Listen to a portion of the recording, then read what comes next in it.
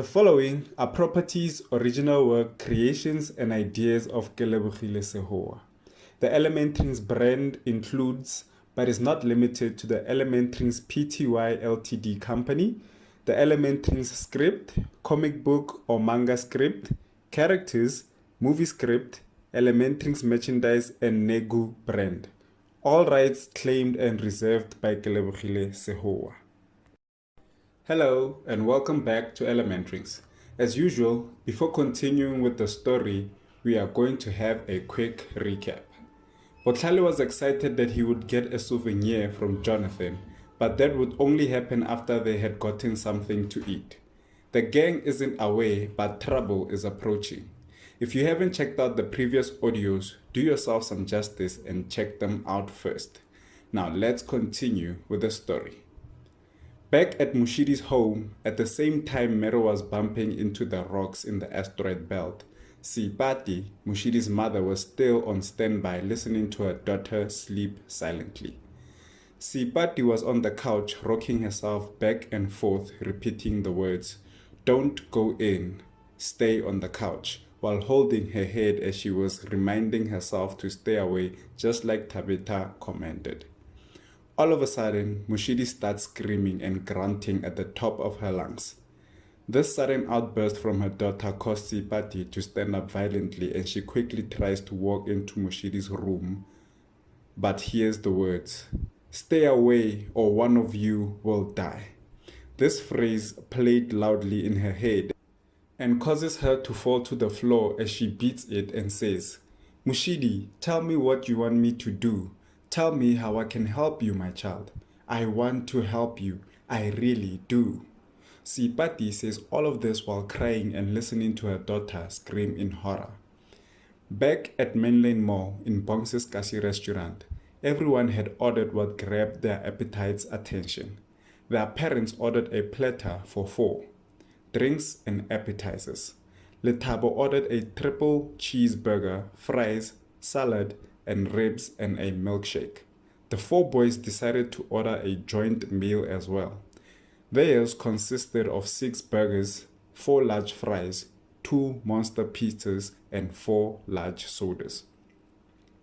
30 minutes after ordering their food, 3 waitresses brought the food to their table.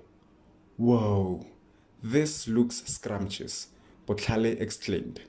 Tisetso didn't waste any time. Instead, he quickly jumped to the biggest slice of pizza. "Hey, that's cheating, Tisetso," says Tlhalefang. As Tisetso was chewing, he said, "You snoozed, you lost. Get over it." Botlhalefile laughed as he pulled 2 slices of pizza and joined Tisetso. "Yeah, bro, the slow poke doesn't catch anything," Otlhalefile says. Botlhale and Tlhalefang laughed as they watched as Tisetso and Otlhalefile stuffed their faces. "It must be a last-born thing. Now hurry up and join them, you two," Lethabo said while laughing.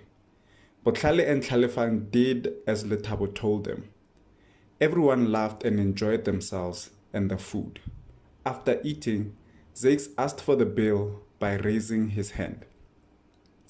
One of the waiters said, "I'm on my way, my good sir." Zakes gave the waiter his card and the waiter processed the payment. Then he said, "Thanks for the food. My stomach is happy." The waiter and Zakes laughed at their little joke. "The pleasure was all mine, sir," the waiter said. Botlhale and the others had already stood up from their table and walked out of the restaurant. Zakes took his card from the waiter and headed to the door. Before he was completely out of the restaurant, he turned around, waved at the waiter and said, "We'll make sure to come back. The food was great." The waiter smiled and waved at Zakes. It was now time for Botlhale to get his ring, just as Jonathan promised. Botlhale walked over to Jonathan and asked, "Can we go to the store where the ring is for sale, please?" Jonathan laughed and said, "Hold your horses. We are heading there now. I won't let you down." Botlhale felt like he had waited all his life to get something as cool as this ring. "Great. Now I'll be one of the cool kids at school." "Awesome," Botlhale thought while smiling and stretching his arms to the side. Botlhale was unaware, but he and Jonathan fell behind on their way to the store. "Come along, Botlhale, we are falling behind the others," Jonathan said to Botlhale. Botlhale hurried and they continued. The group went down using the escalators and went past the entertainment area. Botlhale pointed at the photo booth and said, "Tisetso, how about we go take a few pictures?" Tisetso replied, "Are you kidding me? We have camera phones. Why don't we use them instead?" Botlhale replied, "Don't be so stuck up. The photo booth provides us with an actual photo. Now come on." Rakgadi saw how excited Botlhale was and she said, "Go on, Tisetso, indulge Botlhale." Tisetso frowned and said, "But Mom, I don't want to." Rakgadi's expression became serious and she said, "Botlhale is your best friend. Teach yourself to do things for him without making him feel like you're doing him a favor." Tisetso walked to the photo booth unwillingly.